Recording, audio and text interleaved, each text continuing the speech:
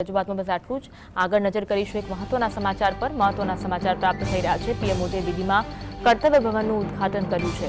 કર્તવ્ય ભવનનું ઉદ્ઘાટન પીએમ મોદીના હસ્તે કરવામાં આવ્યું છે। સાંજે કર્તવ્ય ભવન કાર્યક્રમમાં પીએમ મોદી સંબોધન કરવાના છે। તેમના હસ્તે કર્તવ્ય ભવનનું ઉદ્ઘાટન કરવામાં આવ્યું છે। સેન્ટ્રલ વિસ્ટા પ્રોજેક્ટનું કર્તવ્ય ભવન એક હિસ્સો છે કે જેનું ઉદ્ઘાટન વડાપ્રધાન મોદીના હસ્તે કરવામાં આવ્યું છે। પીએમ મોદીએ દિલ્હીમાં કર્તવ્ય ભવનનું ઉદ્ઘાટન કર્યું છે અને સાંજે તેઓ આ કાર્યક્રમ અંતર્ગત સંબોધન પણ કરવાના છે। અલગ અલગ મુદ્દે તેઓ વાતચીત પણ કરશે। સાંજે કર્તવ્ય ભવન કાર્યક્રમમાં પીએમ મોદી સંબોધન કરવાના છે। કર્તવ્ય ભવનનું ઉદ્ઘાટન પીએમ મોદીના હસ્તે કરવામાં આવ્યું છે। સેન્ટ્રલ વિસ્ટા પ્રોજેક્ટનો હિસ્સો છે કર્તવ્ય ભવન કે જેનું ઉદ્ઘાટન વડાપ્રધાન મોદીએ કર્યું છે। તેમના હસ્તે કર્તવ્ય ભવનનું ઉદ્ઘાટન કરવામાં આવ્યું છે। કર્તવ્ય ભવનનું ઉદ્ઘાટન વડાપ્રધાન મોદીના હસ્તે થયું છે અને સાંજે તેઓ સંબોધન પણ કરવાના છે।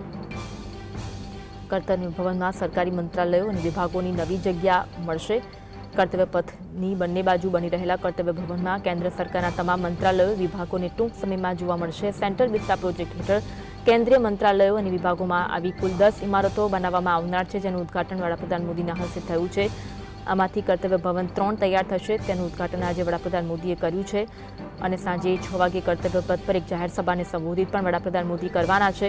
આ સાથે આ પ્રોજેક્ટ પૂર્ણ થયા પછી ભાડા તરીકે ખર્ચવામાં આવતા 1500 કરોડ રૂપિયાની બચત થશે।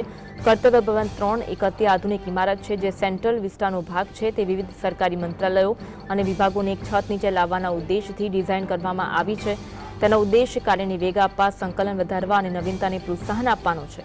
આ ઇમારતને નાગરિક કેન્દ્રિત શાસનના વડાપ્રધાન મોદીના વિઝનને સાકાર કરવા તરફ એક મહત્વપૂર્ણ પગલું માનવામાં આવી રહ્યું છે। લગભગ 1.5 લાખ ચોરસ મીટરના વિસ્તારમાં ફેલાયેલા અત્યાધુનિક ઓફિસ સંકુલમાં 2 બેઝમેન્ટ અને 7 માળ છે જેમાં ગ્રાઉન્ડ ફ્લોર અને 6 માળ છે।